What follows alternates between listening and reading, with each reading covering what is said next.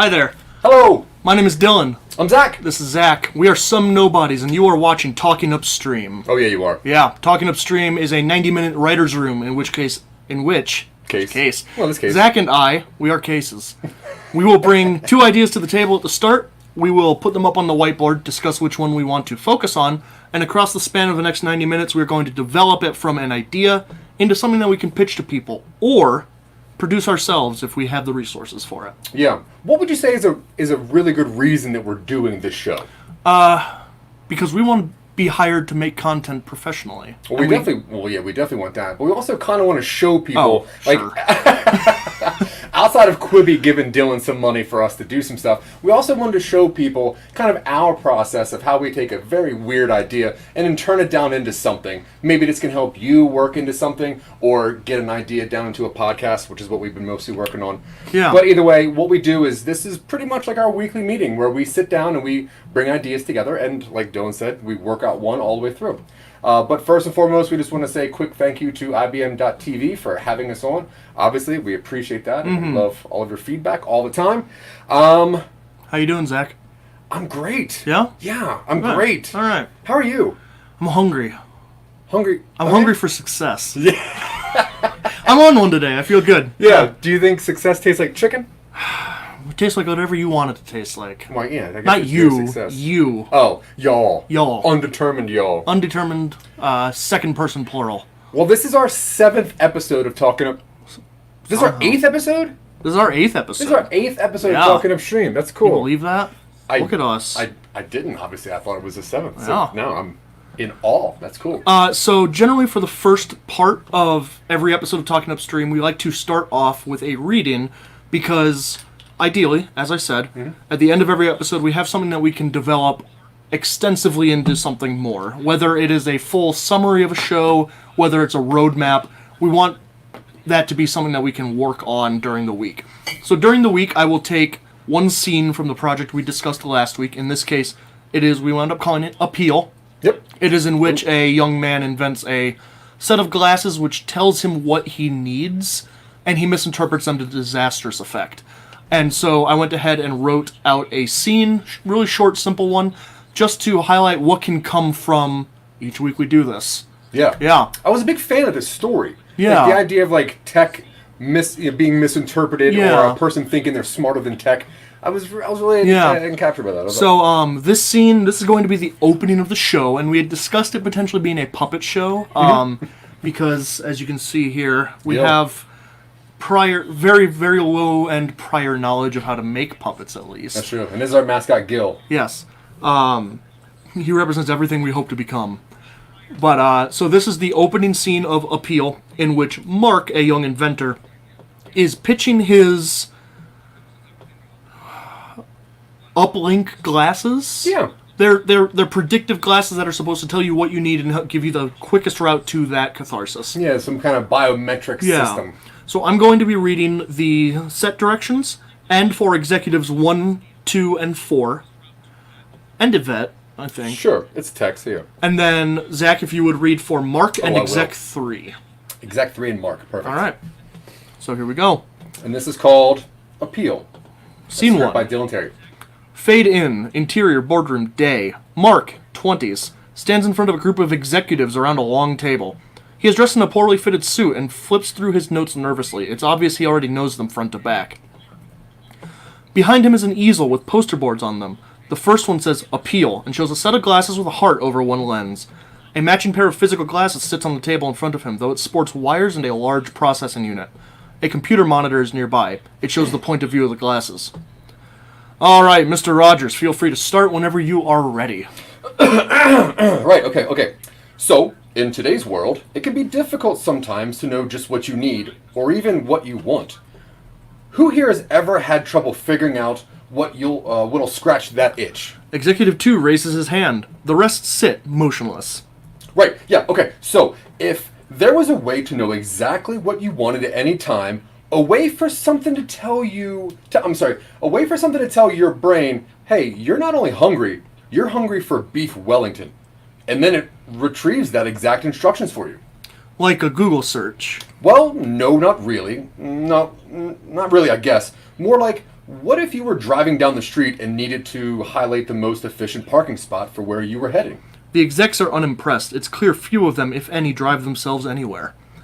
I suppose I could use my phone and do a quick map search. So I'm confused. Are you pitching a search engine? Okay, no, sir, this is much more than a search engine. There's a way to search reality. Here... Mark puts on the glasses and the processing unit whirs to life. Alright, here's an example. Mark turns to the poster board and removes the appeal sign to reveal a blank poster board beneath. We see the point of view of the glasses on the monitor. He picks up a black marker. So, this is my attempt to draw a perfect circle. Mark draws a passable but clearly not perfect circle. But when I turn on the unit and input the correct command, appeal, perfect circle, diameter 6 inches. Sorry, I lost my place. Mark waits a moment, then quickly draws a perfect circle on the poster board. You can't see it, but the schematics was projected onto the paper by the glass. In this way... So, what you're pitching is a heads-up display with user input? I think Archimedes had something like this in the works for some time. Hasn't Plexel had this on the market since 22? I thought you were one also. Oh, what else can your glasses do, Mr. Rogers? I admit that might not be the most thrilling display, but Appeal is far more than just a set of virtual glasses. It can also anticipate your needs and highlight the most efficient way to fulfill them. Mark fiddles with the glasses briefly. Appeal, I'm thirsty. I would prefer something besides water. Non-alcoholic as well. Mark yawns. The execs do not react. He goes back to reading the glasses. The point of view of the glasses shows a scroll-down menu listing sources of beverages, distances, and relevance, with coffee at the top and the text, about 19 feet, / 75% relevant. Okay, Appeal. Highlight the best route to the coffee machine. Alright, it looks like I passed the coffee machine down the hall to the right. As Mark looks around, we see the green arrow highlighted on the floor, leading out the door and down the hall. The execs mutter quietly to themselves. Executive 1 is not impressed. I fail to see what your product is exactly. We've had a similar concept in development and are entering the final stages of testing. What would yours bring to the table which is missing from any other augmented reality headsets? Mark pauses. Well, sir, the predictive modeling is quite sophisticated. And as you can see, there are a lot of predictive machine learning going on here, which makes it far more user-friendly than many other models. Voice activation seems very 90s and not in the retro manner of speaking. Why not integrate a keyboard, perhaps a wrist lanyard?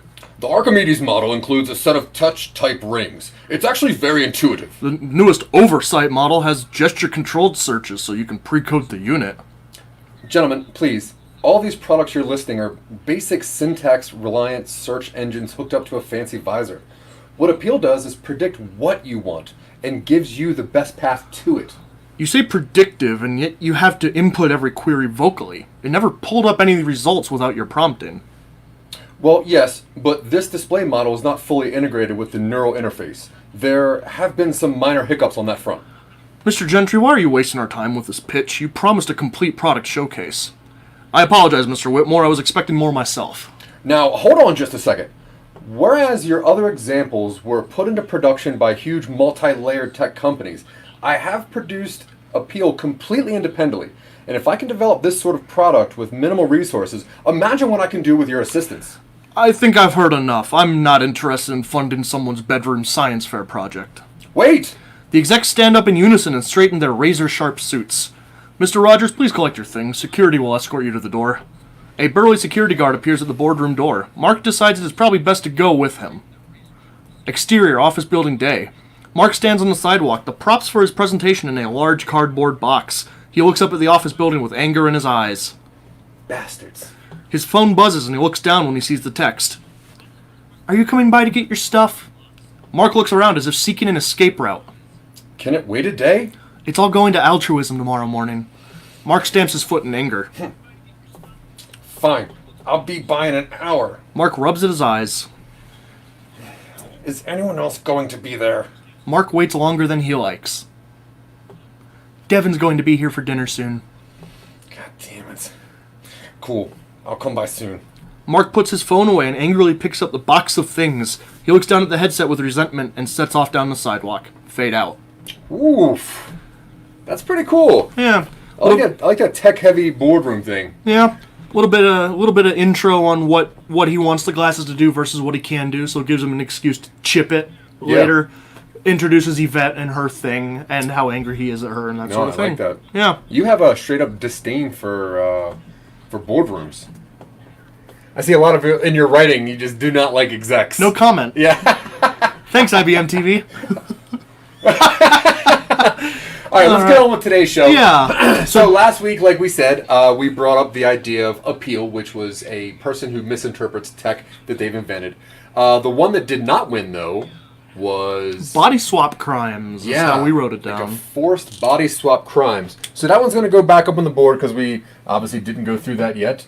So let me write that down. We like to chain the failed ideas because it is important sometimes as a creative to get it outside of your comfort zone. If an idea does not work one week, it doesn't mean that something won't happen during the week that makes it potentially doable next time. Yeah, that's true. And if you read any books by people that are successful in writing, what they'll tell you is write everything down, write everything down, write everything down. There is a good idea. If you thought of it to begin with, most likely it's a good idea to you. You just need some time to work on it or think about it. You gotta let it percolate. Which is why we kind of give ourselves like an extra week or an extra 2 weeks with an idea that came up. And the idea of a forced body swap, especially in criminal terms, is very interesting. I don't think I've seen that, at least not used very often. I can't think of anything I've seen that in very similar. Yeah. But who knows? Who knows?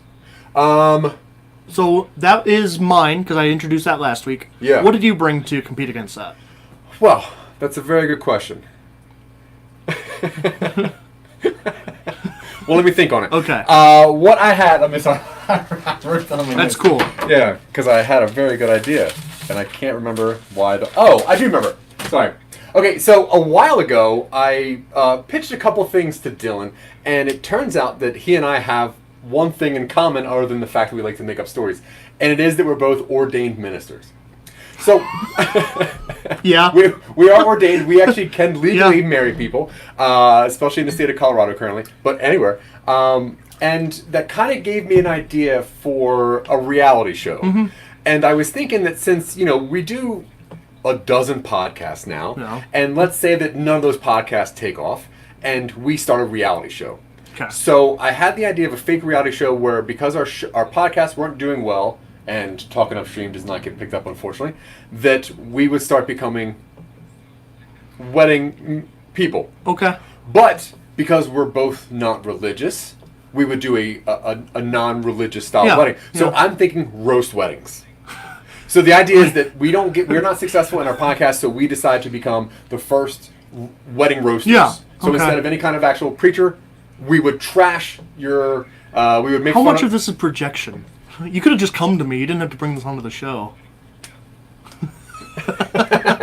So, for our next idea, we haven't gone down the idea of a reality show yet. So I'm going to pitch Dylan and I on a reality show about like a Comedy Central roast wedding. Yeah. So roast weddings. So it's the two of us as stalled. I'm going to say stalled podcasters, not failed. We are stalled podcasters who are trying to shift over into doing comedic roast wedding, like Comedy Central roasts. Yeah, exactly. So we're trying to become famous, and the next way that we can do it is like a viral thing, which is roast weddings. Right? I've never heard of roast weddings before you started talking about them. Well, I've done one accidentally. So I became an ordained minister to marry my friends. I'm not going to name them, whatever. But I didn't know what to do for the service. And I'm a movie guy. Yeah. So I read a bunch of movie quotes down, and it just wasn't very good. And I just got so fed up, and I hated two of the people that were in the service that I was like, I'm just going to trash these people for half an hour. And that's my thought. And I wrote these jokes. I'm like, this is a really good joke. So when I got up there, because I just have no reference with religion. Sure. I went at everybody in the audience because we were all drinking, we were having a good time, Yeah. and it was the perfect thing.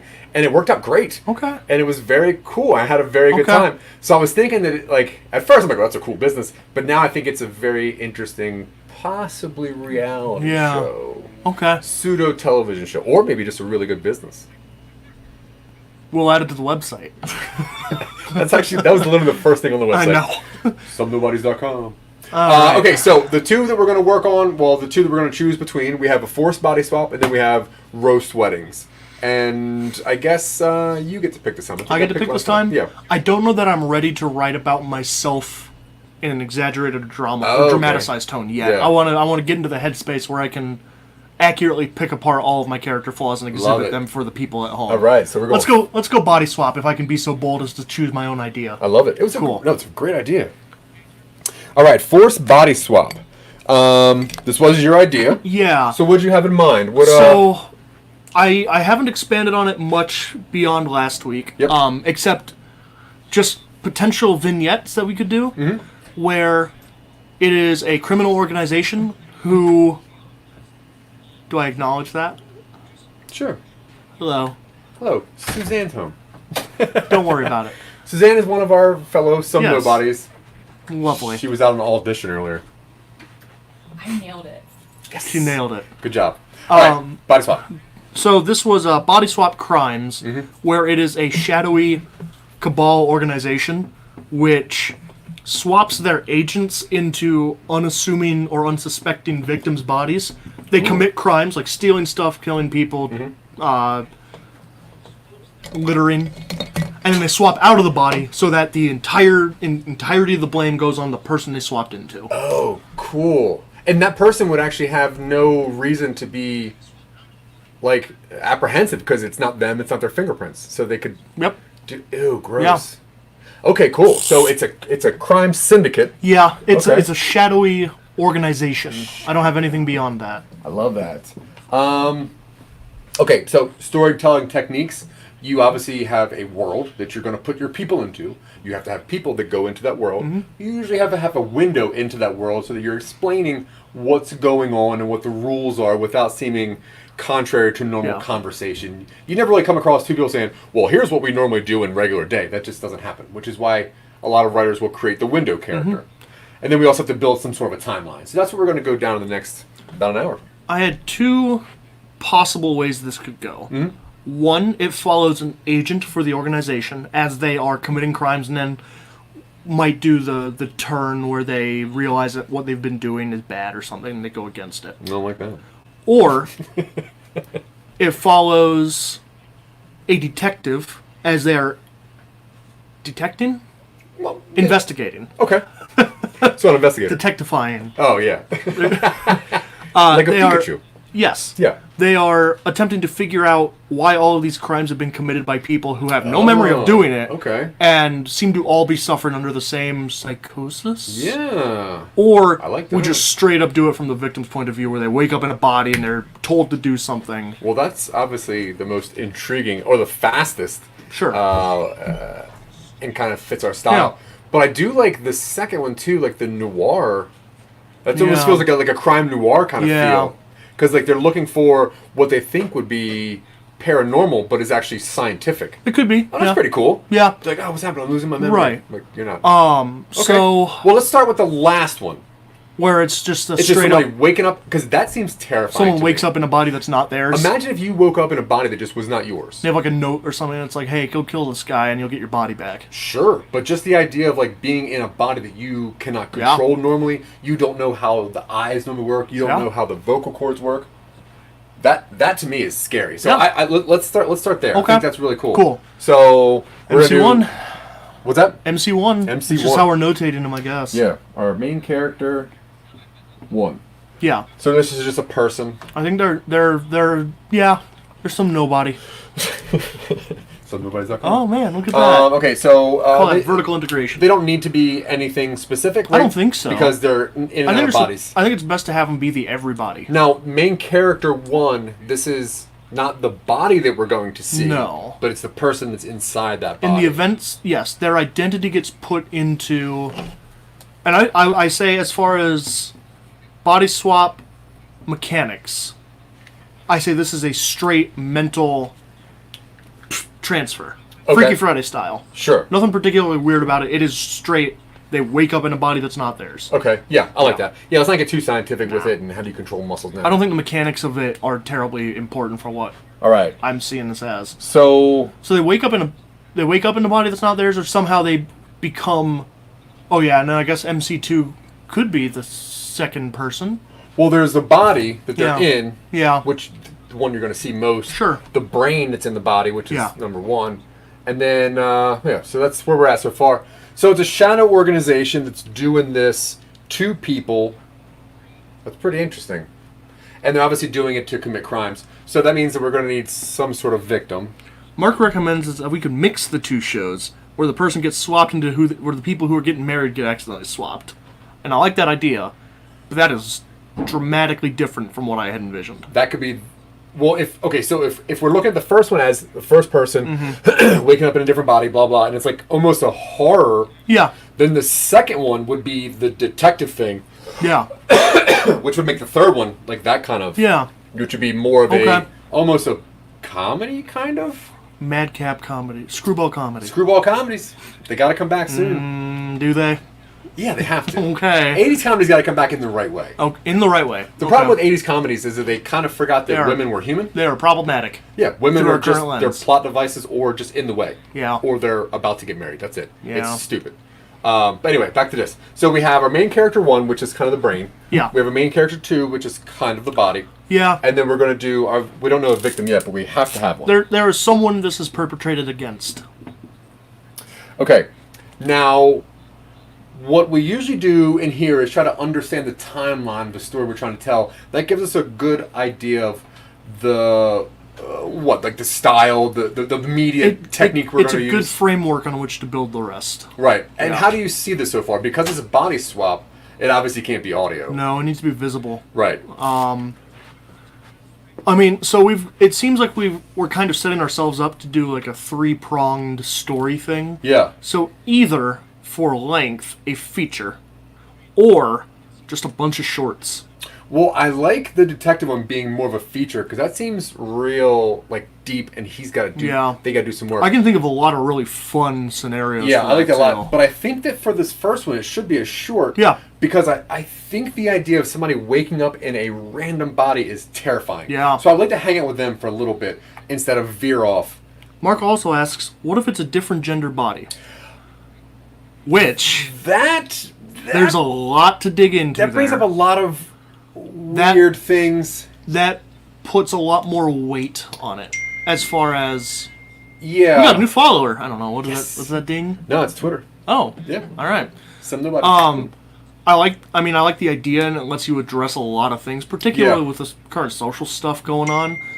But it's a lot. That's a lot to get into. That's true. In an improv fashion that we're doing right now. That definitely seems like if we wanted to spend some time on that as a comedy thing, that could be a it really is good third definitely one. something we can address at a certain point. Yeah, because body swaps, I mean, at some point you're going to have to gender swap. Mm-hmm. That's just such a weird topic for me to I feel like to make a joke there. I feel like anymore it would become the main focus of it.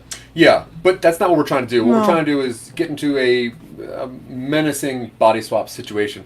So I think that I do like that for the third one. A husband and Oh, yeah. wife swapping is very interesting. That would, yeah. And I do like that idea. We would just need a little more time than 90 minutes to get that down. Yeah.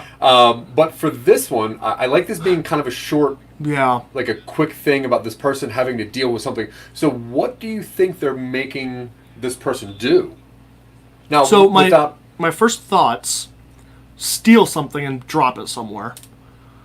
Plant something on someone. Yeah.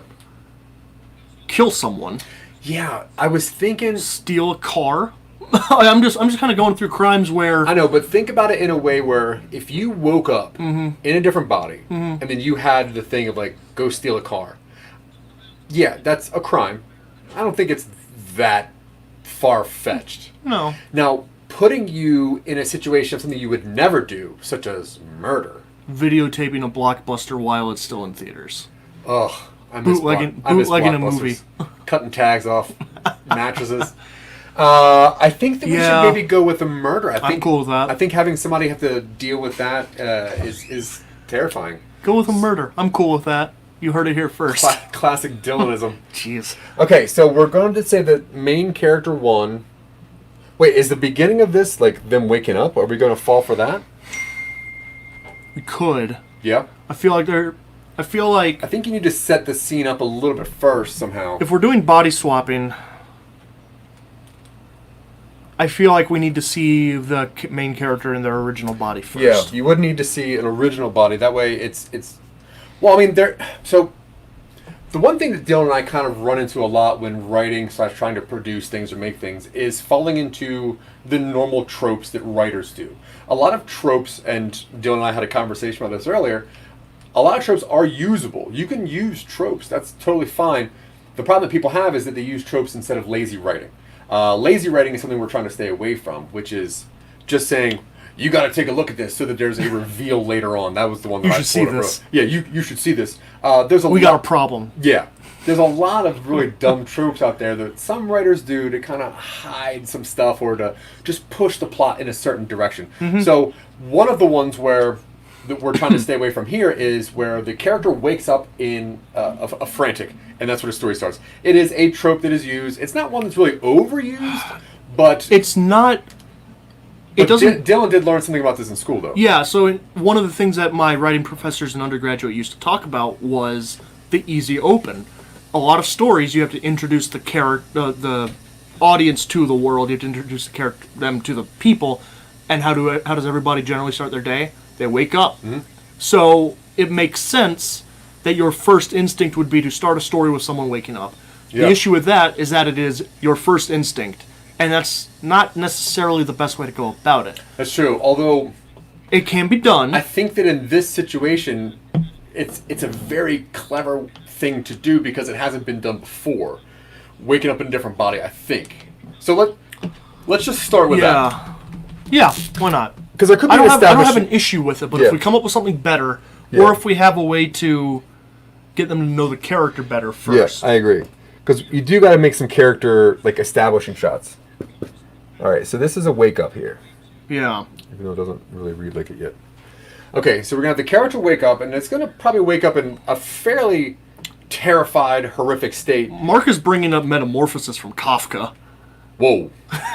which is, I think, a little more pretty deep. extreme than what we're thinking. Yeah. Where you wake up, he found himself transformed into a giant, I think the wording is giant pest, which is Oh. effectively a cockroach. He wakes up in the body of a giant cockroach, and his family slowly stops taking care of him until he is dead. Okay.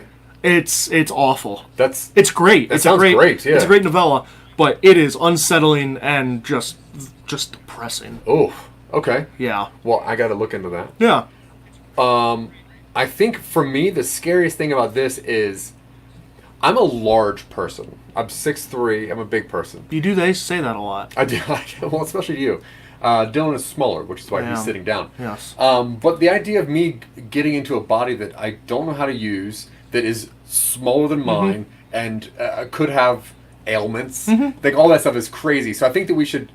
I gotta wake up as this giant, lumbering, huge person. Yeah. I fit places here. That's me every day. People don't stare at me in public. Okay, it's not that bad. I'm not that big. I'm not. I'm monstrous. Yeah.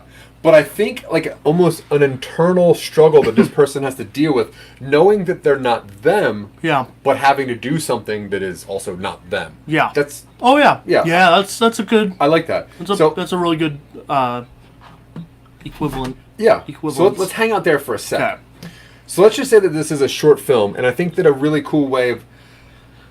One way that Dylan and I have tried to create universes, or at least worlds, is to have an idea of like a feature film, and then to kind of put together like a short film that tells a story within that is good enough to get the ball rolling in there. And I Yeah. think that this is a very cool... Like, the idea of, like, a crime shadow syndicate that is body swapping that seems very interesting. There's and a something lot we can to spend tell. a lot of time with. But I really feel that an idea of a short film that goes through the horror of a person going through that is cool. Sorry, Mark is blowing up the. What if a 6-foot person woke up as a little person in a wheelchair? Love it. Yikes. Yeah.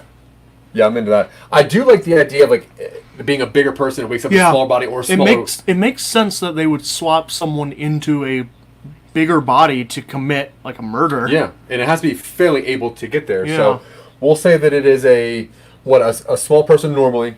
Average stature, nothing special. I say we go kind of just basic on whoever they are. All right, so a basic human. Yeah, So pumpkin spice and Uggs. sure. Okay. Not that there's anything wrong with that. So we're gonna say this is someone that is a just not what. What's a base name? What? Matt. Matt. All right. So No Matt, offense. You're not watching. I'm not Matt. I'm speaking to the hypothetical Matts in the audience. All right. So Any Matt, of the ones we know. Matt is, let's just say he's like a 5'10". We did Mark last week. Let's not do another M name. Okay. How about Kevin? Kevin works. All right. So Kevin. What up, Kev? All right. Kevin is 5'10". The body he's going to be into is like a 6'4". Ooh. So I think that's really cool because then like clothes won't fit.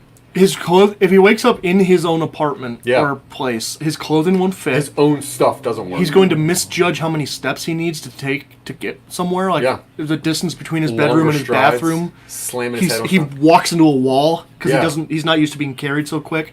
There's some physical, not comedy, Yeah. but Yeah. some very physical ways we can portray this. All right. So we're gonna wake up in a bit of a fright because now Kevin is in a larger body. Yeah, I just say we don't waste time on him discovering what's happened. He looks No. at his ID. Yeah, because like if he wakes up with this, unless he gets further information of what's going on, he's probably gonna call like the cops or something. So let's just say he wakes up with either a note or a text.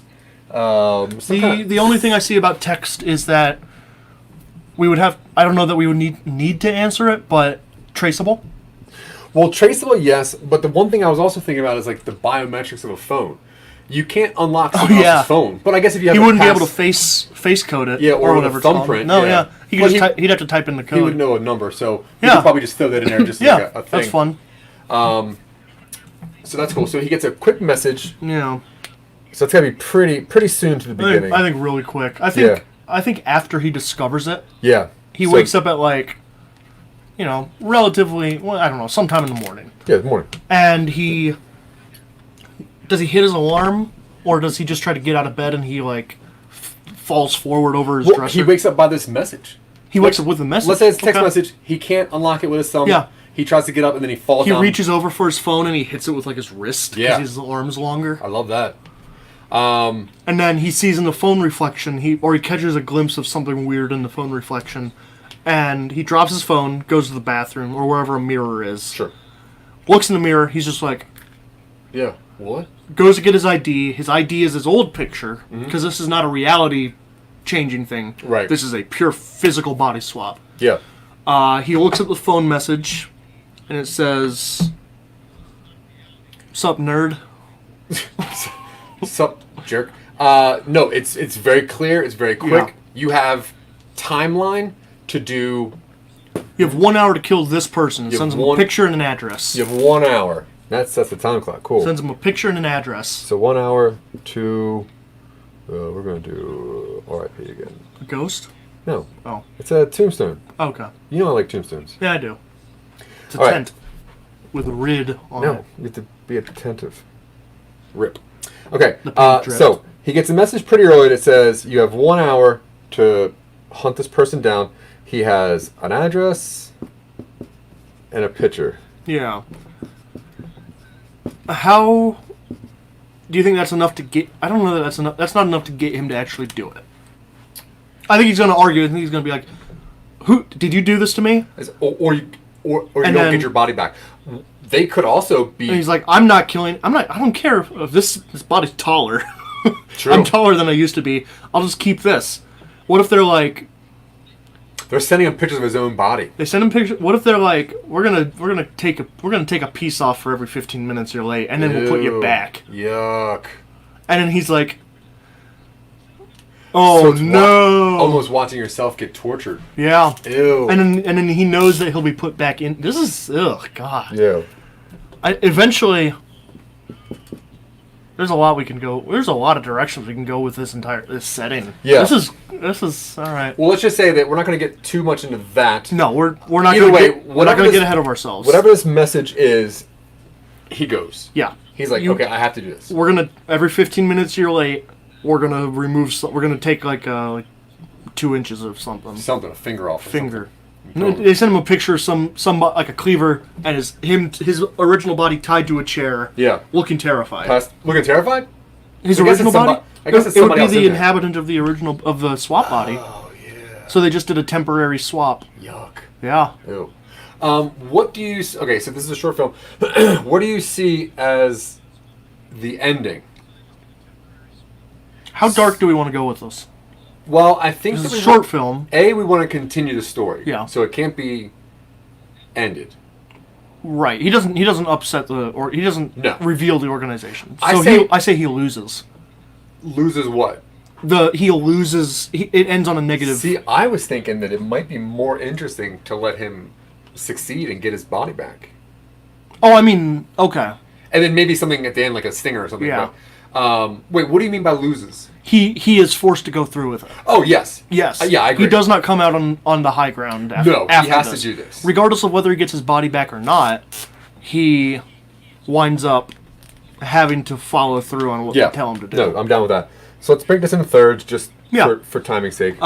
If you haven't been watching and you're not familiar with story structure, the 3-act structure is generally what is considered the standard, and for generally good reason. If you look at things like the original Star Wars trilogy, or any of the original Star Wars movies, you can see that generally the story is split into 3 rough segments, where the first segment acclimatizes you to the world, gets you into the setting, and establishes the stakes. The second is the initial struggle against those stakes, and it generally ends on a low point where the heroes are at their lowest point. The end of Empire Strikes Back, they have kind of lost. Han has been captured. Luke lost a hand. Oh yeah, Empire's down. Spoilers. Spoilers for a 45-year-old movie. Oh come on. And then the third act is them bouncing back from that and addressing the original conflict, whether they succeed or not. Yeah, some sort of resolution. So generally, there's also like the 2-act structure, the 4-act structure. That's like circular stuff. We're not going to get too experimental with this. I think this is fine, Yeah. being just straightforward. And I think we should pace it. I think we should go fast. Very fast, yeah.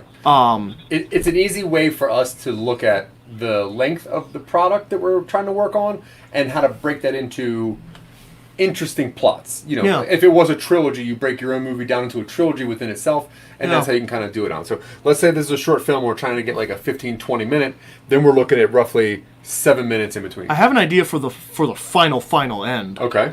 He kills the guy, gets put back in his body in the time frame, so it seems like it's going to be a happy ending. Goes to sleep.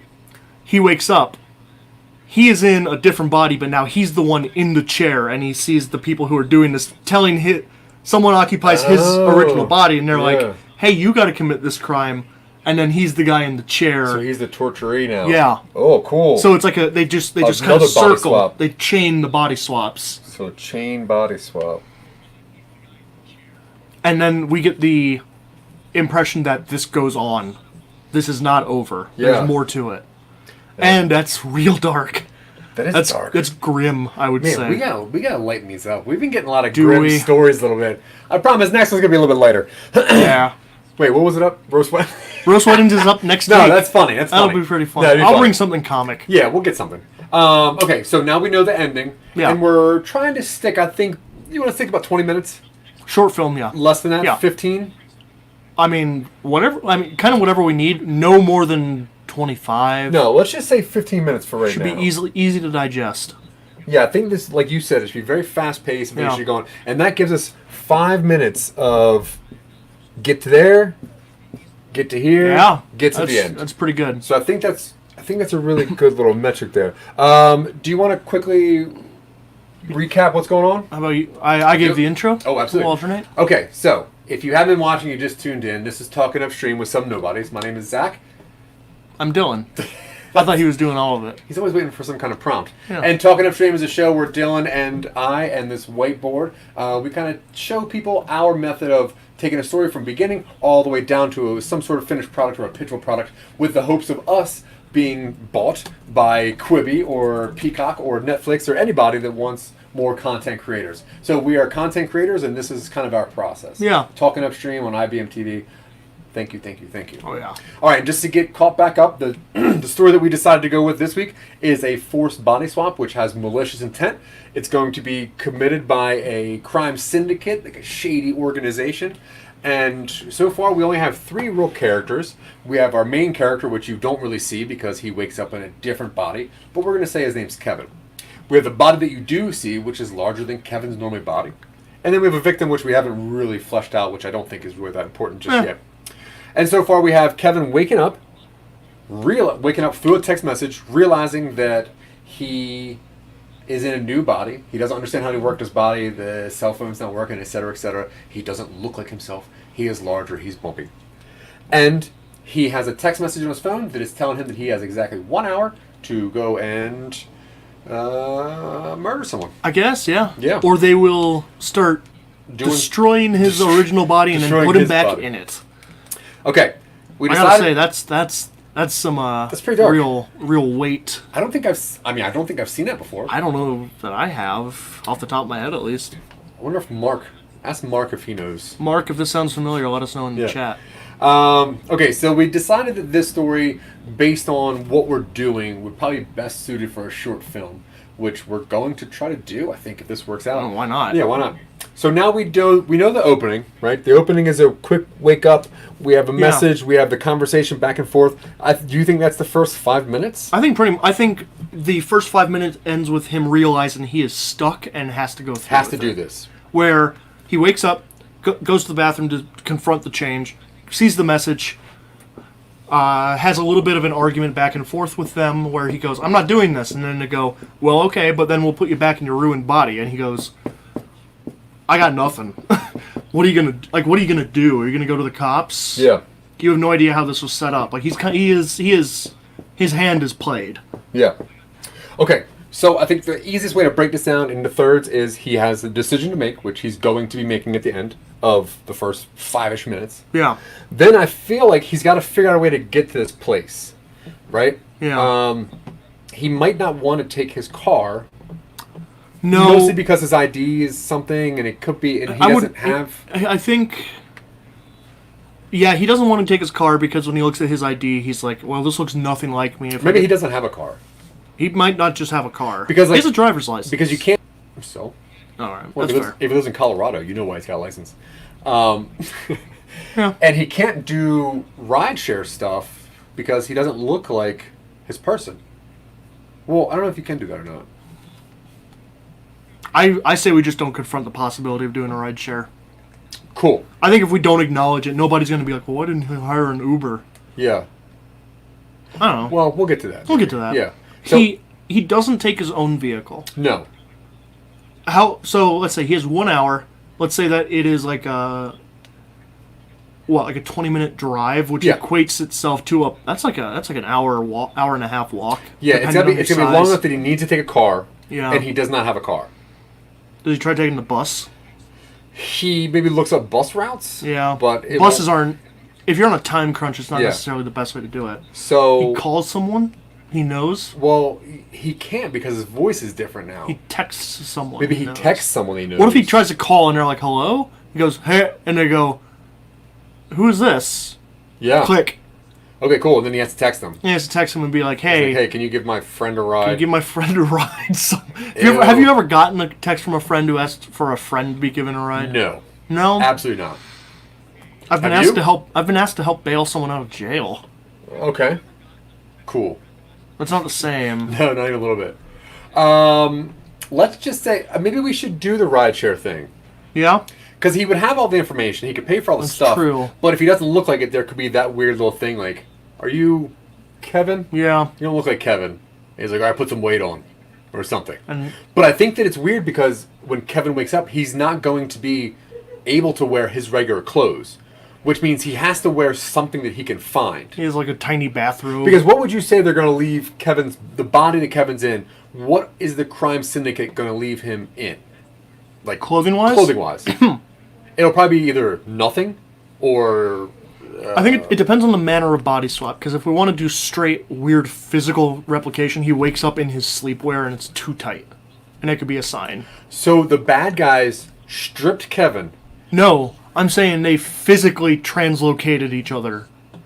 I'm saying, like, this is high-level body swapping stuff. No, I think we should. You think that's too... Okay. Yeah, I think we should do the Freaky Friday kind, where like, whoop, your brains are okay. swapped. So. Well, then how would he wake up in his own apartment? Well, they would. So they bring the guy with them.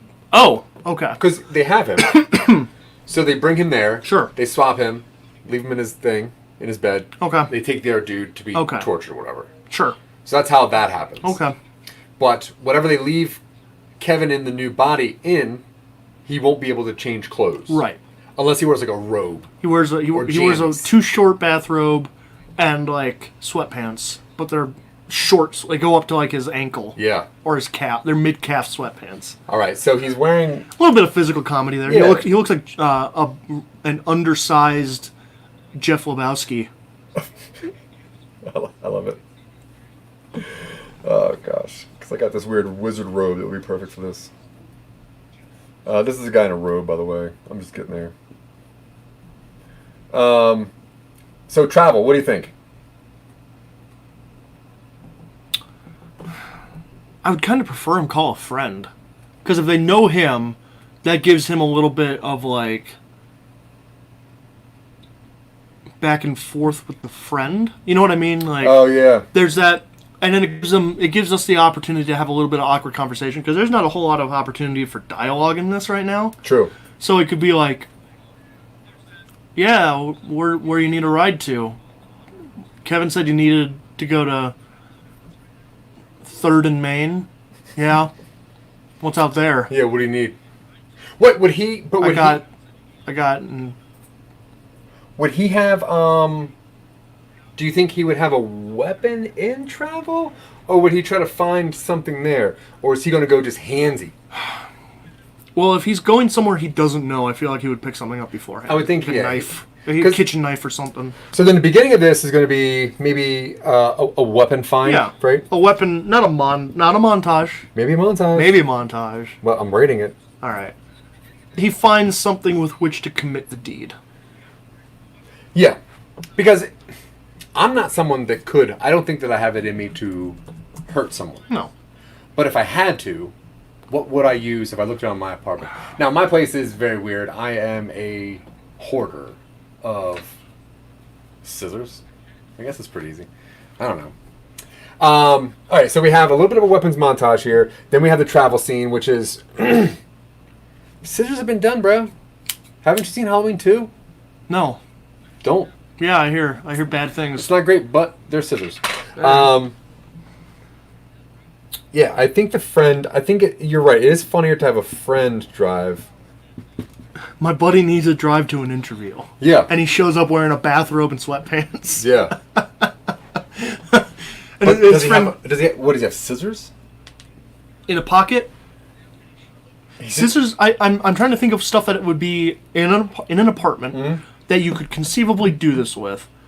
That might not draw too much attention. So maybe stabbing is out. Maybe he gets like a ceramic cat, and he intends to just because I think that rolling pin. if he isn't a car with a friend and he is wearing weird clothes, it would also be funny to have a visible weapon that he would need to answer for. What if he just picks up what if his doorstop is like a cinder block and he just picks that up and he's sitting in the car with a cinder block on his lap? Oh gosh. And I'm assuming I'm gendering the friend as a female. The friend, sure, is a female. I don't know. Yeah, she goes, so you got an interview? He goes, yeah. What kind of job? Back room. Yeah, shipping. Shipping. Which is this is gonna be the ride, and it's a female. Mark says it sounds original. There is that movie with Denzel Washington called Fallen, where he's a serial killer body that's swapper. where John Goodman's in it, right? Where they keep Yes. it's like they keep swapping forward. Yeah. Oh, okay. That's not a bad thing. No, that's a really weird, cool movie. I haven't seen it. You should watch that. Yeah, I'm probably going to try and find it. Yeah, it's one of Goodman's like creepier, cool roles. Okay. But yeah, I like that. Okay, so if we have a bit of a weapons montage, then he's got the friend that's in the car. That is not a car. That's a truck now. Okay. And then in this car, there's gonna be just some chitter chatter on like he has an interview. Because he's just making up anything to get to this location. Yeah. But he can't get dropped off at a house. No, he's like, you can just drop me off here. Where's here? Gas station? Oh, like I said, he looks at like his phone or something to get they send him an address, so he looks at the address and he goes, "No, here's fine." And she goes, "Five Guys? I like to get a burger before my interview." Yeah. I gotta carb up. Okay. Good luck. Yeah. And he just leaves. I figure he's trying not to leave much of a memory with her. He doesn't want her to be implicated. So let's just say that when this thing happens, we're at the 60-minute mark, right? Oh, yeah. Because that's an hour. Yeah. It's a 20-minute drive away. Okay. By the time the friend gets there, what time do you think we're at? Left. Like probably... Left? A half an hour? 35. Because like for me to call a friend, then come me before I even call them. Yeah. So let's just say that he's at 35 minutes now. He's 20 minutes away, which means he gets here at 15 minutes left. And he's got to run, right? Because he's at a Five Guys or a 7-Eleven. So then there's the last 5 minutes is the run to the house. Whoever person this is. They live in a Smurf house currently. It's hard to draw down. Got to kill Papa Smurf. Yeah. Got to cut the head from the snake. Yeah, that's an awful house. I'm very sorry. I don't think they can see it. Good, don't. It's a stupid house. Okay, so then we have this, and then it is the person the victim? Are they bad? No. So they're just a normal person? Yeah. Or at least we don't know why they want him dead. So this person breaks into the house? Yeah. He tries the door and the door's unlocked. Okay. You ever come down in the morning and have like someone asleep on your couch or something? Yes, like, one time. Yeah. And that is the truth. Yeah, same here. Have I told you that story? I don't know. Oh. Have I told you my story? I don't think so. Okay. We'll talk about it. Yeah. Well, it's just like, it was with an ex-girlfriend's brother, and he walks out and there was a college kid asleep on the couch because they lived 1 block away from college campus. It was a Saturday morning. He goes, "Hey man, you okay? You need anything?" And the kid woke up and was confused because he had walked in the door drunk the night before. Oh, gosh. And was just like, "Oh, man, where am I?" And they're like, "You're on so-and-so and so-and-so." And he goes, "Oh, man. Here's some water." So he got him some water. He had a drink and left. Huh. It was actually, as far as this kind of event goes, it was pretty fine. Yeah, mine was way less fine. Yeah. Yeah, I lived close to a halfway house in Wilmington, Delaware. Yeah. And I lived with 2 other roommates. Yeah. And one day... they both were bakers, so they left at like 6 in the morning, super early. Okay. And I woke up at like 8:30, and we lived on a 3-floor house, and I went down from the 3rd floor where my bedroom was to the 2nd floor, and there was just a man there. And I've never seen this man before, and he's just standing in my house, and I'm scared, and I'm like, "Can I help you?" And he's like, "Oh no, they let me in. It's fine." And I was like, "Who?" You have told me this story. Yeah, I was like, "Who let you in?" He's like, "No, the people here before, they let me in." I was like, "Hey, you gotta get out of here, man." He's like, "Let me get my stuff real fast." It was very weird, but it turns out he was just trying to get to the halfway house, which was closed, so no big deal. But that is scary.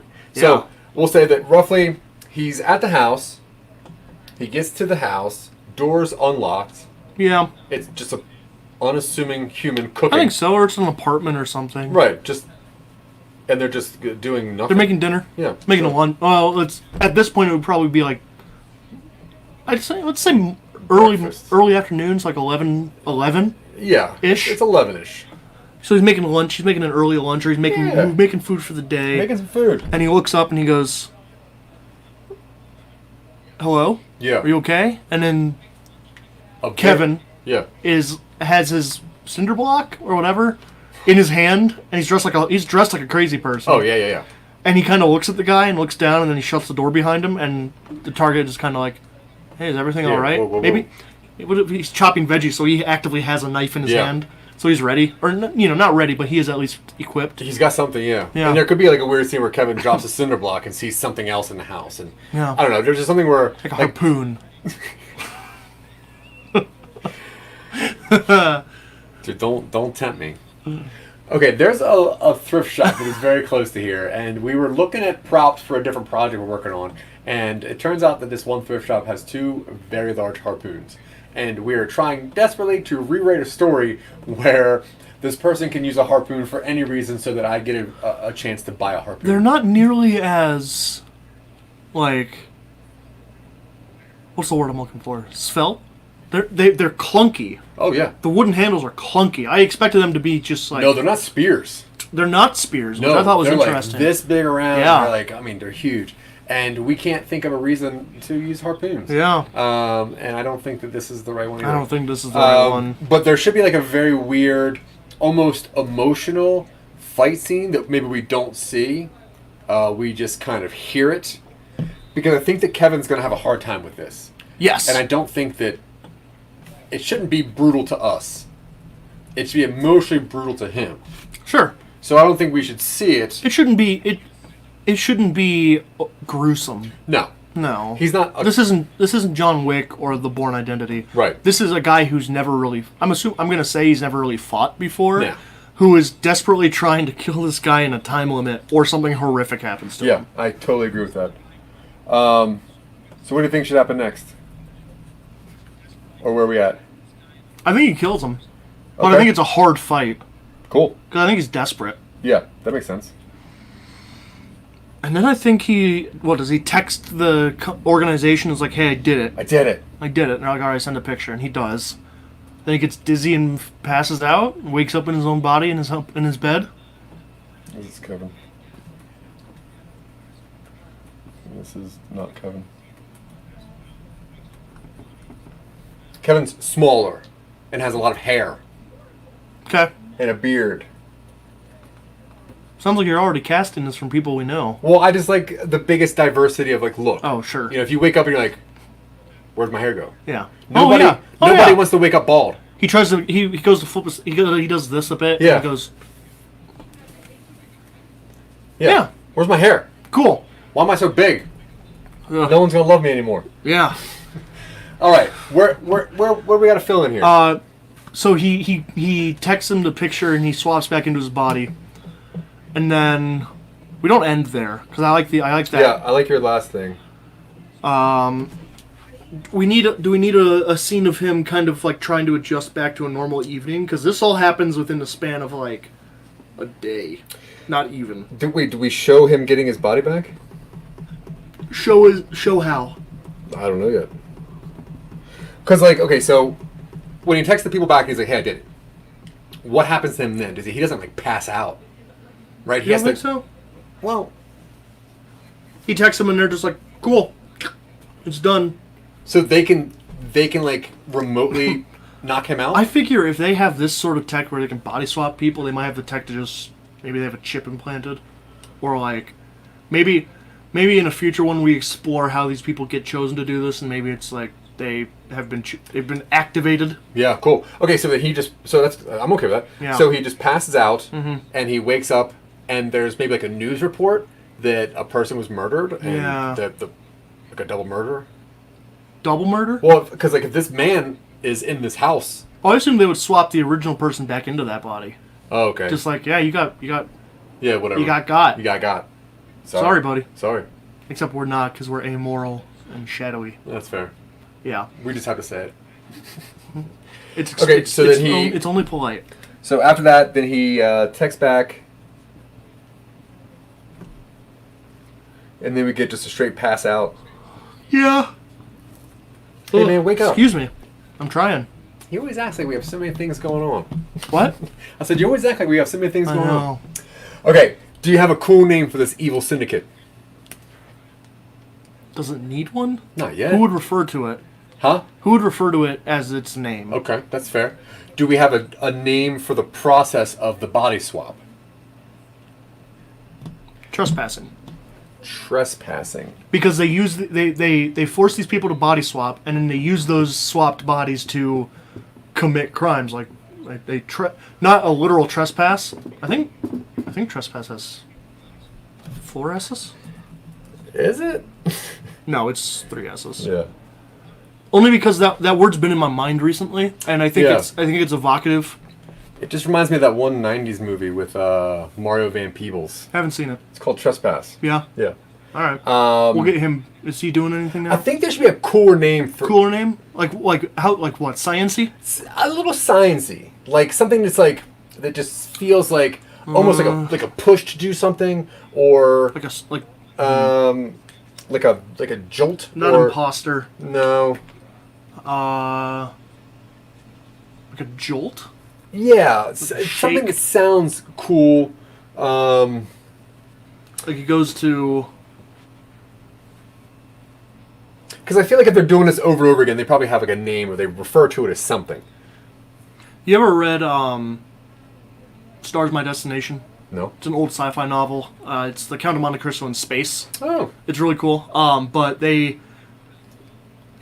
actually, it's not an original idea in that. There's a Stephen King short story called The Jaunt, where people have perfected the ability to teleport between planets. Oh, Jaunt. And they are warned that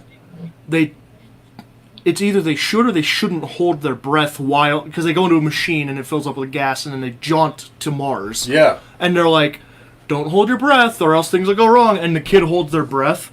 And the jaunt lasts... It's like a split second, like they wake up on Mars. But the kid wakes up and he was awake for like 1,000 years. Oh, cool. As it took to go between Earth and Mars. And he goes, it took longer than you thought, Dad. Longer than you thought. And he's like crazy. It's called jaunting. Oh, I like that. And then they take... Yeah, we'll send you on a jaunt, and then they take vacations and commit crimes in other people's bodies. So I like that. A jaunt is like a brain-to-brain. Yeah. B2B. It's like peer-to-peer. Yeah. That's 2 brains. Yeah. These are 2 brains here. 2 sheep, but they're hiding inside their wool. No, they're brains. Oh. That's an angry one. Angry brain. All right, where are we at? We need to... So after he passes out from his jaunt, back into his original body, what's the transition between him doing that and him getting set into the chair body? You know what I mean? Well, maybe we ended the same way we started. He wakes back up again. Yeah, but this time he's strapped to a chair and it's a body he doesn't know. And they're having a video chat or something with another person, and it's his original body. Yeah. But very clearly confused. Yeah. Yeah. And they're having to go murder. But I'm saying, does he pass out directly from the scene of the murder into the extra body, or do they put him back in his original for a little bit? Yeah, they put him back in his original body, and then I think there should be a little scene where we get to see him as him. Sure. I think that would stabilize the not him part of it. Does he have someone he can talk to about this? Yeah, he's got a partner. Got a partner? Sure. Okay. I think if we put that's actually a good question. If we put a partner there, that could add to another couple scenes. At the start. Like, let's just say that him and his partner are having a hard time with something, and the partner's trying to reach out, and they don't sound like him, which could be like, who is on the phone? Oh, yeah. Talk to me right now. And he's like, I can't talk. Trust me. So, similar to... Oh, shoot. I can't... It was something we had written a while ago, where there's a conversation at the start, and then the events of the story are unconnected but relevant to that conversation. Yeah, exactly. And then the end of the thing has them kind of revisiting that conversation. What kind of issue can they be facing that is relevant but not literally tied to what they're doing here? Well, like disassociating so because it's a partnership, stress, accountability. Yeah, maybe it could be. There could either be like they're trying to get married, or family things, or maybe one's getting like a promotion and has to move because of a job. But something, I think there needs to be a driving force for the partner to maybe throughout the whole thing to be constantly calling and texting. Do they cohabitate, or is the partner on vacation? Because if he wakes up in a bed in his different body with his partner in bed. Well, let's say that's the time that maybe the partner is off. They're on vacation or something. Well, not on vacation, but like a job interview.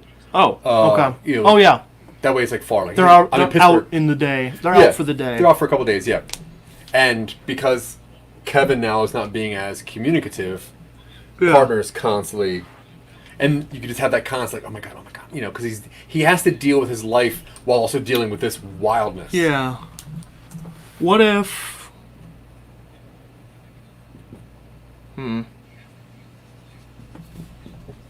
What are you thinking? I'm trying to think of how we can tie everything together. What do you mean? In as far as that conversation bookend is. So, do you think there needs to be a scene in the beginning where Kevin in his normal body starts? I think he expresses some sort of discontent or unease. Mm-hmm.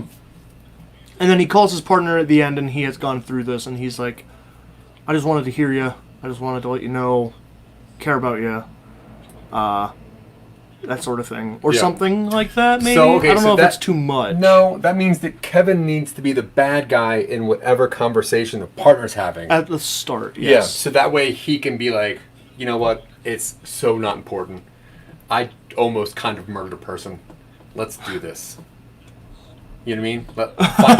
Well, I mean, technically, Sure. That's what it was. Like, Yeah. Maybe if we do the route of it's like a job transfer thing, maybe Kevin is against it because of whatever reasons. Yeah, okay. That's not bad. What were you thinking? I was thinking that his catalyst for why he's kind of able to dismiss it so easily is because he looks it up on the news and he sees that the original the body he used to commit it has been arrested as a suspect at the scene. Oh, okay. And he goes, I got away with this. Yeah. I'm not hurt. They didn't hurt me. I guess Okay.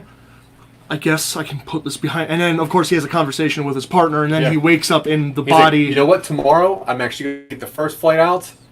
I'll see you tomorrow. And then he wakes up in a different body, strapped down, horrified, cut to black. Yeah. And you're like, oh my god, what is this? Yeah. And then we pick up with the second one, which is our noir. And it's our detective one. All right. Let's see. Where are we at here? We got about 23 minutes. All right. So we still got to work out these characters and the scene that we're going to work on. Yeah. Detective. If for some reason you're just tuning in right now, A, thank you very much. B, we are some nobodies, and the show you're watching is called Talking Upstream. And it's a show that IBM.TV lets us put on here because we like to tell stories. And what you're seeing is just a quick little thing of how me and Dylan, we work together and we kind of take an idea and we work it all the way down to a pitchable or producible product. And the one we're seeing today is one we worked down on a forced body swap, which is a crime by a shadowy syndicate corporation. And we're kind of working out the details of that.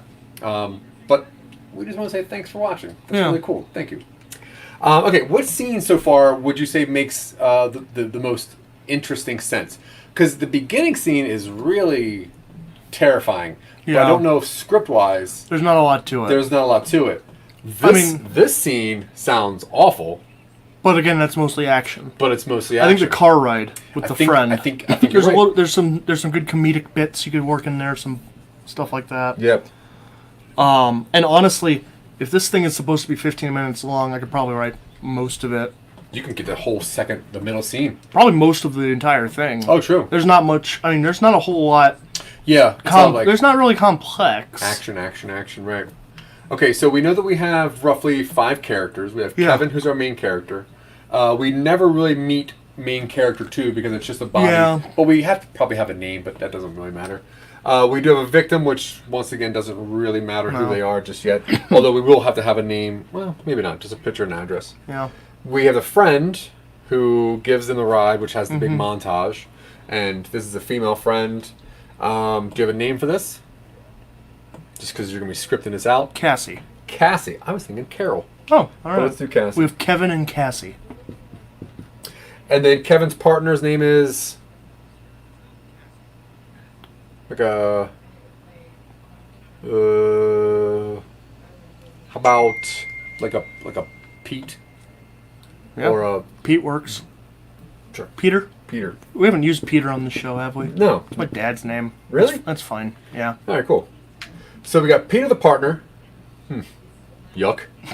Alliteration is not necessarily a bad Peter, thing. Kevin, and Cassie. All right, so this script is going to be between Cassie and then Bizarro Kevin. Yeah. Kevin with, like, the exclamation point before it. I think that's what you use in math to indicate not Oh, really? something.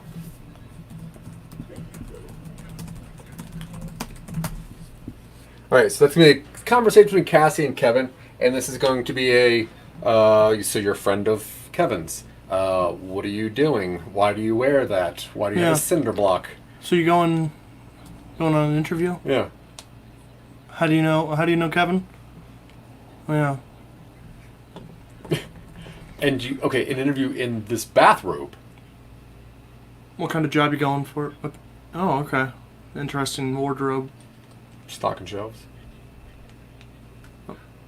Okay. What, like a thrift store?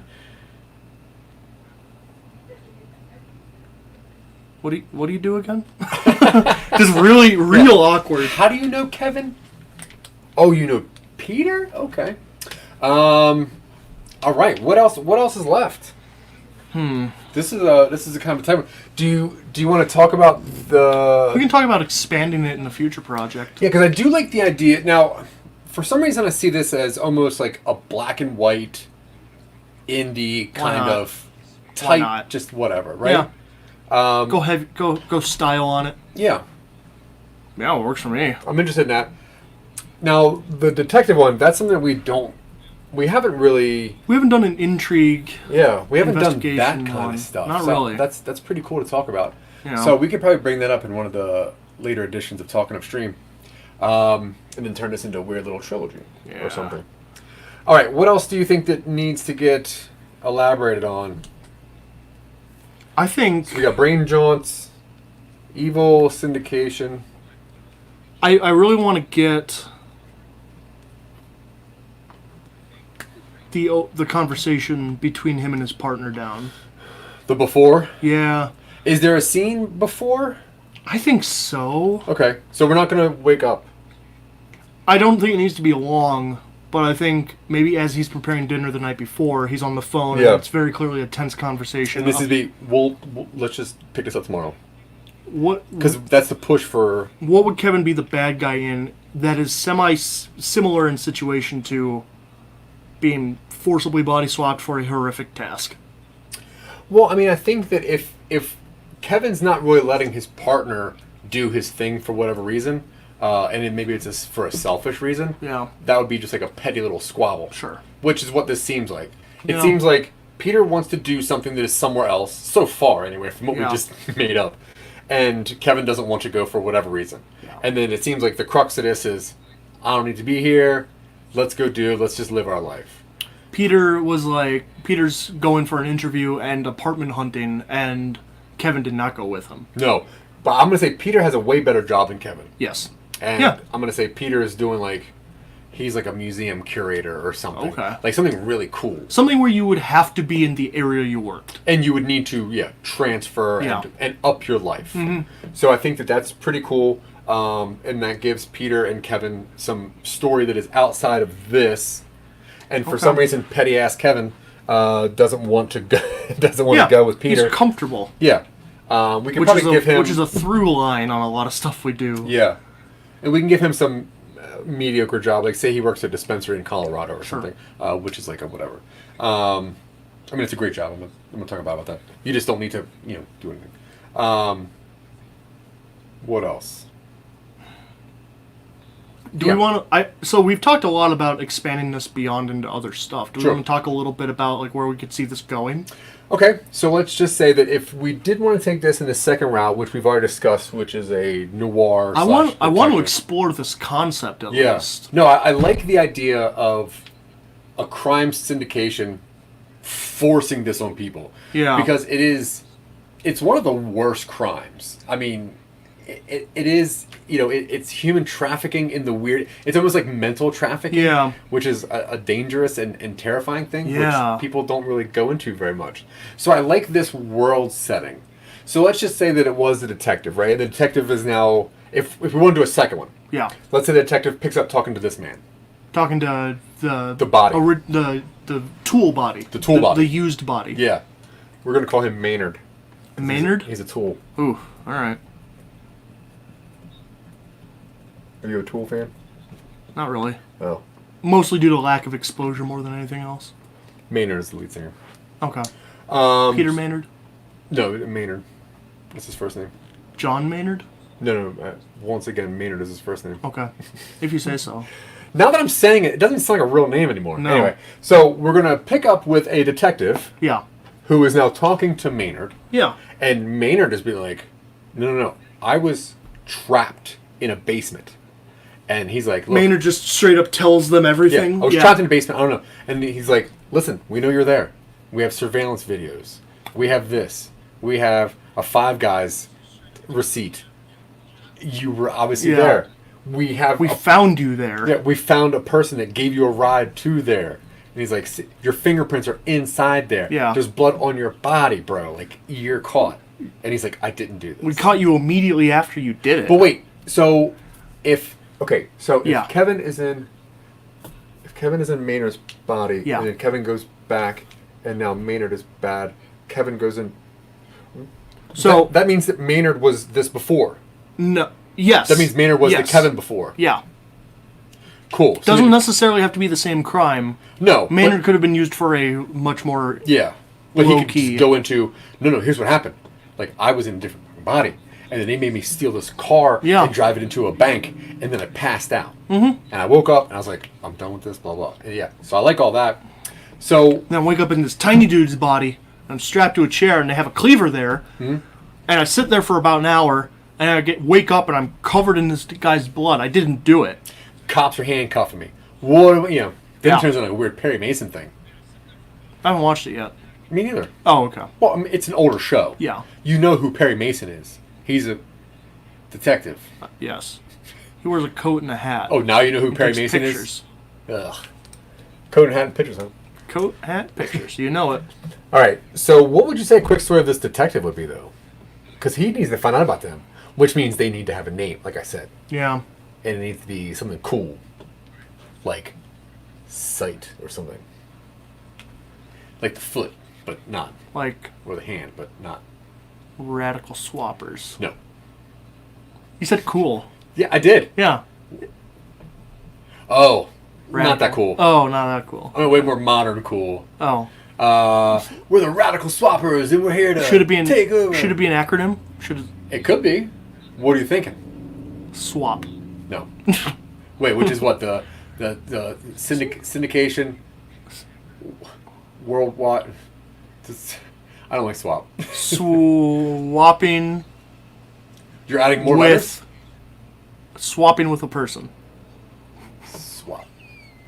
No. That is No. that is a bad. Oh, that man. is a bad syndication. You ever seen when Wile E. Coyote is trying to build the bridge as it's collapsing behind him? That's what yeah. I felt like right Yeah, there. yeah. I felt like I should give you a hand or something. Okay, so we definitely need to work on a name Oh, for yeah, them that's the because World Health Organization. The Who.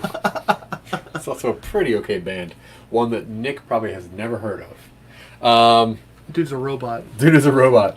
Where else do you think this detective's going? So the detective's got to find that out.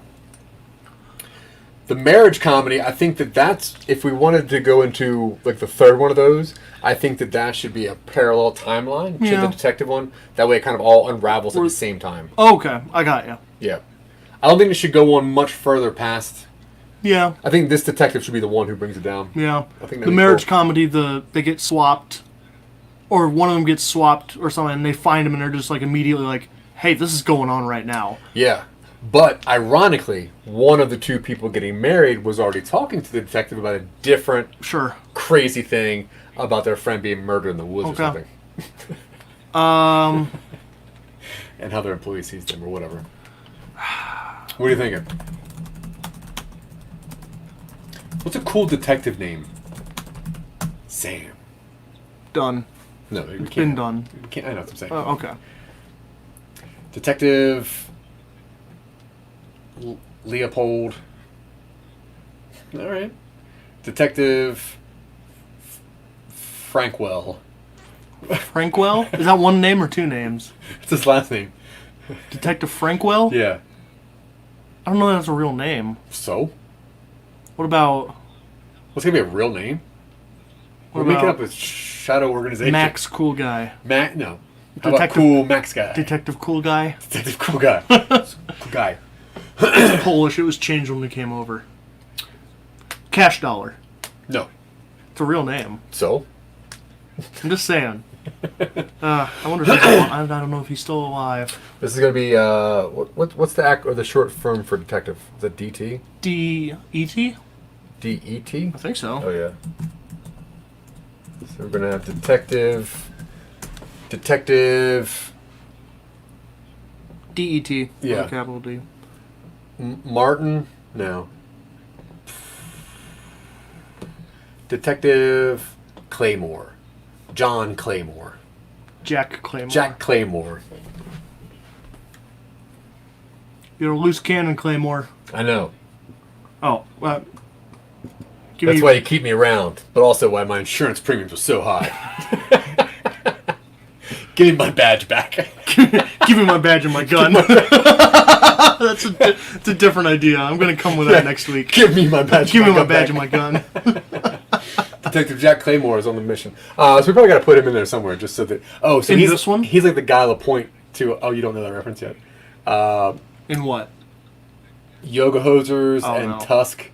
You haven't seen those yet. Oh, is there a unifying police character in those? Yeah, Kevin Smith likes to do the universal things. Yeah. But so in Tusk, Johnny Depp plays a character that is a Canadian detective, but does not get credited as Johnny Depp, which is really funny. I bet he's very subdued and casual in that role. You are aggressively wrong. Uh, Hey! Sorry about that. I see the light. Open up your eyes. All right.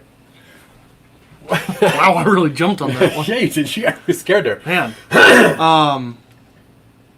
So I'm seeing the detective because if there's a rash of crimes in this area Yeah. in Crime which the person committing the crime actively has no memory of doing it, I would imagine this organization would also have some sort of failsafe against them telling people what happened. Otherwise, you get you start getting 3 people claiming they were body swapped, Yeah. and they don't remember doing it. Eventually, that's going to get looked into. Sure. I have a feeling they would have some sort of failsafe. Well, there's probably cops on the take. You think so? Yeah. Hiding stuff. I feel like if they're this tech, they can probably have some sort of just erasure. post-hypnotic thing, maybe. Oh. Or Well, maybe they're just more tech heavy and they can, like, yeah, just straight up just cover it up. shuffle the evidence away.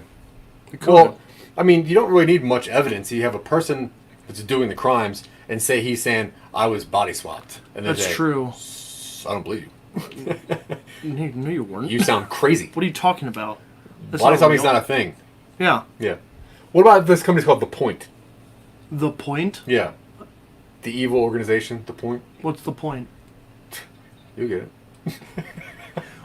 Why the Point? Just out of curiosity. Well, I like evil names that Yeah. are very clear and concise, Yeah. but also like we were not we were watching, but I think both of us at some different times were watching like a Justice League show, and the main bad guy in there is called the Light.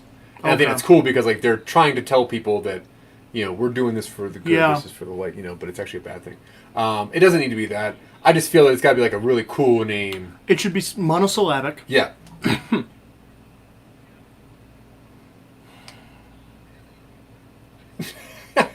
I don't have anything really. No, I see that. I had You like acronyms though, right? I guess. Yeah. I had kind of gone into this with the idea that you don't learn a lot about them.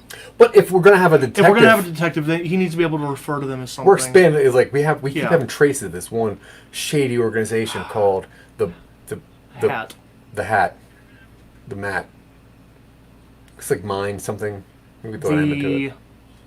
Well, we'll get there. Ego. Ooh, that's not bad.